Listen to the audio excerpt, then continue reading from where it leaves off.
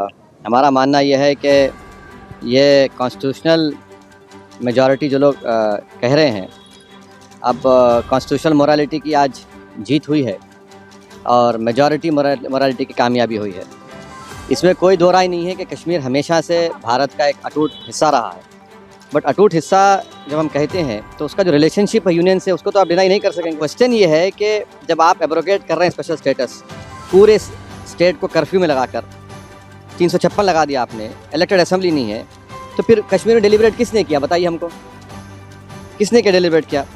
और बोम्बई में फेडरलिज्म को कहा गया कि बेसिक स्ट्रक्चर का हिस्सा है। फेडरलिज्म के माने ये है कि स्टेट की एक आवाज़ है, उसका एरिया ऑफ कॉम्पिटेंस है, उसको कंप्लीट फ्रीडम ऑपरेट करने का।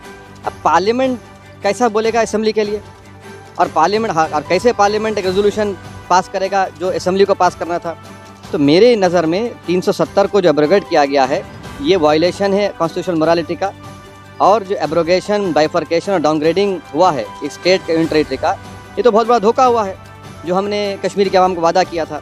मैं पहले भी कहा हूँ, आज भी कह रहा हूँ कि अब ये तो लेजिटिमाइज हो चुका है कोर्ट से, तो कल बीजेपी को कोई नहीं रोक सकेगा चेन्नई, कोलकाता, हैदराबाद और मुंबई को यूटी बनाने के लिए। और इसका सबसे बड़ा नुकसान जो होगा, आप देख लेना फ्यूचर में, डोगरास को होगा और लद्दाख के बुद्धिस्ट को होगा। वहाँ पर डेमोग्राफिक चेंज होगा।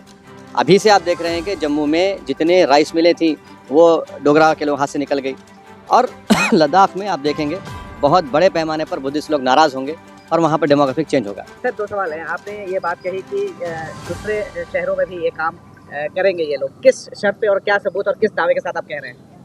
देखिए, आज आपने एक स्टेट को 3 यूटी बना दिए, वहाँ की असेंबली भी नहीं है, वहाँ 356 है, पार्लियामेंट उनके लिए बोल रहा है, असेंबली नहीं बोल रही है। आपने यूटी बना दिया उन लोगों को 3 को। अब आज का जो ऑर्डर आया है सुप्रीम कोर्ट ने, सीजीआई और सुप्रीम कोर्ट ने कहा है कि अर्लीस्ट आप रेस्टोर करिए। अर्लीस्ट का मतलब क्या है? जैसा कि सुप्रीम कोर्ट ने कहा कि 30 सितंबर की तारीख दी कि चुनाव करा दीजिए। अब अर्लीस्ट का मतलब क्या है? और लद्दाख के यूटी को उन्होंने अपील किया है। अब वो लद्दाख में क्या पावर से बताइए? पहले तो भी काउंसिल में कुछ पावर से, अब तो एलजी डिसाइड करता है बजट उनका। तो ये आप कल किसी को भी करेंगे, आपको ज़रूरत ही नहीं है 356 लगाने की। आप कहेंगे कि भाई चलो ये लॉ एंड ऑर्डर मसला है और इन चारों को यूटी बना दो, तो खतरा है वो, उस खतरे से